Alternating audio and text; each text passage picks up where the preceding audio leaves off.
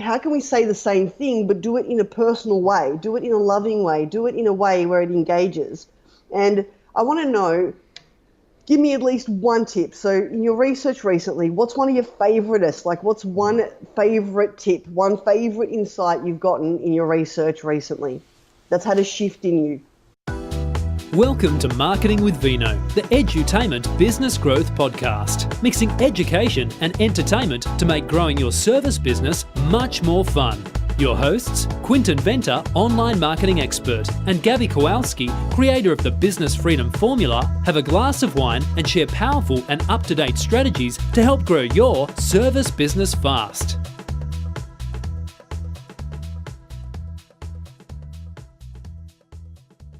Hey guys, welcome to another amazing episode. This is a short, quick bonus one. We've just finished recording another one, and Gabby and I, we want to share some more love with you. So welcome, Gabs.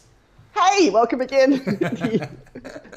Hello, ladies and gentlemen. All right, so this is really cool because Quinton's recently been going super deep diving into what makes epic storytelling marketing. So how to up-level your marketing efforts through storytelling. And he's been going super deep dive, like a little bit nerd with his glasses on, you know, buried his head in books, kind of walking around, bumping into poles because he's just like so engrossed in it, right? So we thought it would be really cool to unpack some of the cool stuff that this awesome man has been collecting to share with you, to give you some gold as to how to up-level your marketing efforts. Cool, thank you. So this all started quite a while ago. Probably about 2 years ago, where I was trying to understand more about the way that we're currently selling on social media. And Gabby and I, we've spoken about dating your market, and recently it's changed to befriending your market. But what happens before that? What really happens before you actually go out and you start to market yourself? And that's what the previous podcast on this was branding. It was how do you create your message and the purpose of understanding your market and what it is that you're selling. And as I was learning more and before I started reading more about it, I was just trying to see what's working and testing out in the market by running split campaigns for clients and seeing that this copy works better than that copy. And at the end of the day, when we try to compare one of Gabby's current campaigns against something that we tried to put, Gabby's one just completely outperformed. And I was surprised, but I wasn't struck by it because I knew that it would outperform for the sense of Gabby had her own flavor. There was a lot of authenticity behind it, how she wrote the copy and where it came from, as opposed to us trying to make it up and trying to put something out there to the market. Now, we were using a lot of the direct response copy tactics and persuasive language, where Gabby's was just purely coming from the soul, purely coming from her space. And I was going through more and more, probably about the past month, I've been diving so deep into storytelling that what I've found was when you start to sell, you could go around and you could sell the benefits and the features and so forth and really try and convince them what's in it for them. But when you back that up with an actual story, and whether that is a personal story or it's a story of someone else experiencing your product or service, science has proven that people are more inclined to actually follow through with it, and they become more loyal when they do follow through. So I've been starting to think, how can we structure this in a way that we approach a cold market as opposed to a warm market? And one of the key things is first to understand what makes up a good story. And a good story is made up out of five key elements. And it usually starts with a time when it happened. And then there's usually a place where it happened. And then you introduce the character, and the character faces challenges and he has a goal. And then there's a series of events that happen for the character to overcome it. And when you tell that story, and whether that is your personal story that you're telling as to why you love doing what you're doing, people fall in love with that story. They fall in love with the purpose behind you running your business. And for me personally, there's a few stories that I started to write down as a result of it, in terms that why do I love marketing, and why do I love running this agency? Why did I start this? And then it goes even further than that. And this is a perfect example, what I've just shared with you. It's another story of how I've discovered this And an example of it is Gabby's current campaigns and campaigns that we've tried to run. So I'm now starting to try and use the language around it day to day, because what we found with storytelling on social media, it becomes so effective when you start to treat the market in terms of how you would treat your friends. And when you speak to your friends, you share stories and you share personal stuff and you share things still in context of your business. But the call to action isn't directly to go and buy my stuff. It isn't to go here and to do this, because in a conversation, we wouldn't be doing that either. We'd be sharing more things in terms of, what do you think? What are your thoughts? Like, what did you get out of this? Or do you have anything else to share with us? Or have you experienced something similar? And what we found is, when you start bringing that out to people, you get value. You get someone who is giving their time to actually write you a response, to share their thoughts with you. And that on its own holds a lot of value. And now when you start looking at, this person has just given me their time to give me their thoughts, we need to go and acknowledge this. And to go the next step, we can now strengthen that relationship by actually having a personal conversation with them through the use of Facebook Messenger, and from your business page, having that conversation, getting to know them. Thank you so much for sharing. I really like that part where you shared X, or can't believe that happened. Like, that is freaking inspiring. Like, what else? And now you're starting to build up the personal relationship. And that on its own, I believe, has so much more value than just the initial buy my stuff, someone gives you money, and the transaction is finished. Yeah, well, that's the thing. Like, when you think about it, Quinton, even the way that when we want to share something with our friends, right? Like, even if we want to share a movie or we want to share a service, like if we just experience something really cool and we're telling our friends about it, we don't say to our friends, hey, I just got my hair done and I've got a 20% voucher. Do you want to get your hair done? We don't do that. Instead, we tell the story. We're like, oh my God, I just went to this beautiful salon and it was freaking exquisite. Like, the best salon experience I've ever had. The guys literally spent a good 20 minutes consulting me, educating me about my face shape and, what would enhance me, asking me all these questions to, I felt heard. I felt like finally someone gets, I've got fine hair and, I've told them all the stuff I've been through. And they were so careful with all the stuff I told them. They were so careful to not burn my hair, and they were educating me through the process of why they're doing what they're doing. And I look, literally, Quint, I'm sitting there going, oh, now I know why last time I got my hair coloured, it literally cracked off, and I had this mohawk thing happening because they'd done the whole thing wrong. And these guys were they knew what my concerns were. They literally took the time to find out. Then, as they're doing my hair, they're educating me on how to style it after I leave so it still looks salon beautiful. Phenomenal experience. You've got to try these guys. They're awesome. And they even gave me a couple of vouchers for my friends. Now, to me, this is when we actually tell our friends. That's what we do, though. We go into the story. When we're excited about sharing a product or a service, we actually go into story. We don't just go, here's the voucher, And so I think for us, I want business owners to get this too. It's tell the story of, but more importantly, I love the why story. I just do. I love the story of why you're in business. Yeah. We were talking about this before. One of my clients has a beauty salon, exactly the thing I was just talking about. And she had a 9th birthday party on Wednesday night. They went all bells and whistles for their clients. Gosh, that was beautiful. They had this lady called Champagne Dame there that teaches you all about champagne, who literally opened a bottle of champagne with a samurai sword. It was freaking awesome. epic. Actually, I saw the photo. I now remember. Yeah. They went above and beyond to make it exquisite. One of her clients got up and spoke. And just from the heart said, just want to thank, really want to thank Donna for just being the most amazing business owner and human. What I value most about you is your heart. Whenever we come in here, we really feel that you care about us. And she said, this was really cool because she shared Donna's why story, and you could just see the whole room, you could see the shift in them. As soon as they heard it, some of the people that have been seeing her had never heard this story before. I looked around and the whole room shifted when this lady says, what got me at such a deep level was when I asked Donna what actually inspired her, what started her hairdressing journey. And Donna told me that when she was a little girl, still in primary school, there was a girl getting picked on because she was scruffy. She was scruffy. She didn't know how to do her hair. She literally had the clips, she had that really shit hairstyle thing happening, looked like a bit of a Larry loser, and people would pick on her. So Donna's heart went out to her, and she took this girl home, and she did her hair, and she taught her how to do it herself, and she spent some time just connecting with her.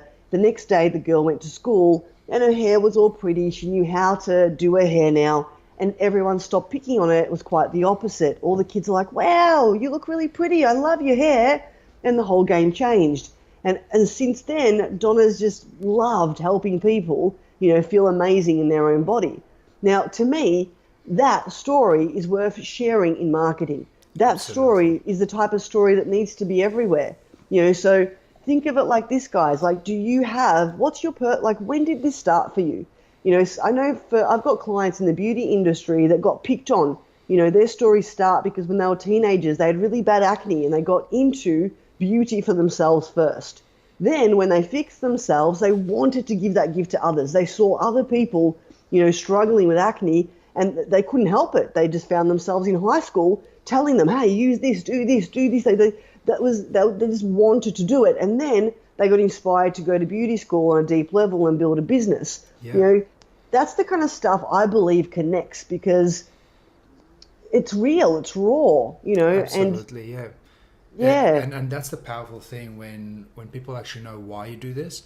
They can often tell if you're in for the long run or you're just there to get in and out. And one of my biggest struggles that I kept telling myself was that I'm not a good storyteller.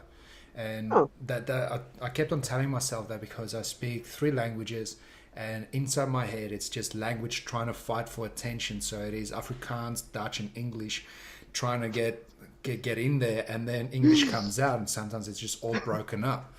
But what I learned was some people are naturally gifted with telling stories, the same as how some people are naturally gifted with playing instruments.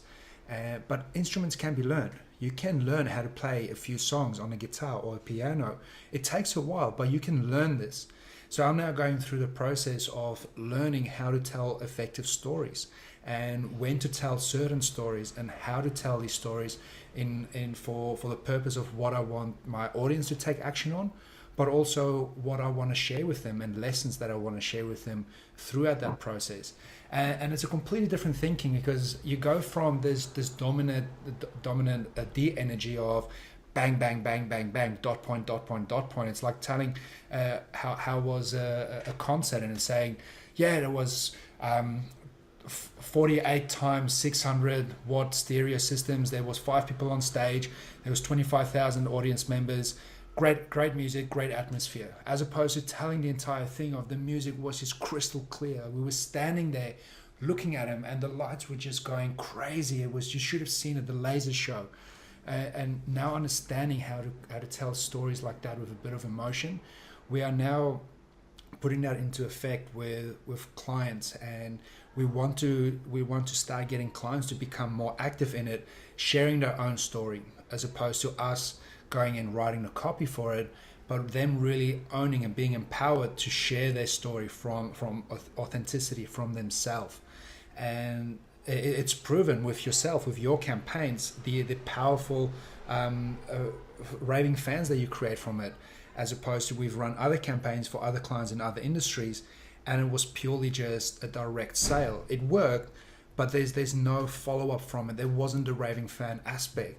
And well, yeah, isn't it funny though? I'm on Facebook and I'm looking at people. I guess you could say competitors to me, but I don't really believe anyone's got a competitor because there's no one like you out there. But traditionally, they also run business masterminds, right? And I'm looking at them, and they've literally just got we're back in town running a workshop. For a few days, we're selling tickets for $1. Use this promo code to buy. Or whenever I see their stuff, right? Like there's like it's direct, right? Yeah. Now there's nothing wrong with it. They still fill their programs. I'm not dissing them in any way, shape, or form. I also get that they've like they do have a following, and they're putting love out there. So I'm not denying the fact that they're putting love out there. But here's what's interesting: when I look at the ads we run for me, which still have a call to action, but there's story, there's story in there, there's love in there, there's connection in there, and then there's a call to action, at the bottom saying, hey, comment below if you want more info. They get like 150 likes. Does that make sense? Like the stuff I'm using, the story-based stuff is actually getting a lot of love. And so to me, the story stuff gets love. The direct stuff doesn't. Doesn't mean that the direct stuff doesn't get them clicking through, but no one wants to love on it. It doesn't inspire people to go, oh, I love that, which means it doesn't touch their soul, And so to me, the storytelling thing is how can you connect and touch their soul? How can we say the same thing, but do it in a personal way, do it in a loving way, do it in a way where it engages? And I want to know, give me at least one tip. So in your research recently, what's one of your favoriteest? Like what's one favorite tip, one favorite insight you've gotten in your research recently that's had a shift in you? Good question. I think this started before I started looking more, started doing more research into it. Currently, it's the fight for attention. Everyone is out competing for their viewers' attention. And when we look at Vine, when Snapchat came out and the Vine videos came out, and people would go and sit there and watch a 7-second video over and over, and then we have our blockbusters, which is 2.5 hours.